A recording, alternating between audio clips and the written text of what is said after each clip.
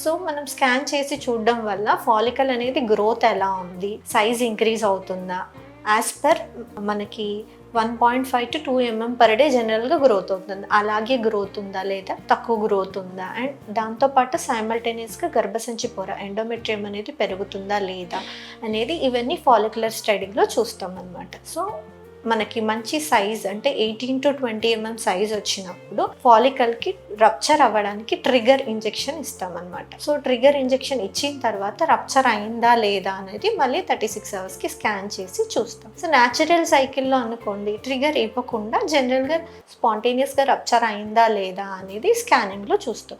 సైమల్టేనియస్గా uterus and ovary both చూస్తాం, రెండు సింక్రనైజ్డ్గా పనిచేస్తేనే మనకు ప్రెగ్నెన్సీ వచ్చే ఛాన్స్ ఉంటుంది. సో అండం పెరుగుతుంది అన్నప్పుడు దాని నుంచి ఈస్ట్రోజన్ అనేది ప్రొడ్యూస్ అవుతుంది. ఈస్ట్రోజన్ వెళ్ళి యూట్రస్ పైన యాక్ట్ చేయడం వల్ల యూట్రైన్ లైనింగ్ అనేది పెరుగుతుంది. సో రెండు సింక్రనస్ గా ఉన్నప్పుడే మనకి ప్రెగ్నెన్సీ వచ్చే ఛాన్స్ ఉంటుంది. కొంతమందికి ఏమవుతుంది, ఫాలికల్ గ్రోత్ అవుతుంటుంది, ఎండోమెట్రియం గ్రోత్ ఉంటుంది. కొంతమందికి అసింక్రోనీ ఉంటుంది, ఫాలికల్ తక్కువ గ్రోత్ ఉంటుంది, ఎండోమెట్రియం ఎక్కువ గ్రోత్ ఉంటుంది. ఇలా అబ్నార్మాలిటీస్ ఏమున్నా మనకి ప్రెగ్నెన్సీ వచ్చే ఛాన్స్ కొంచెం తక్కువగా ఉంటుంది. సో ఈ సైకిల్ మనం చూసిన తర్వాత నెక్స్ట్ సైకిల్ని మోడిఫై చేస్తాం అన్నమాట.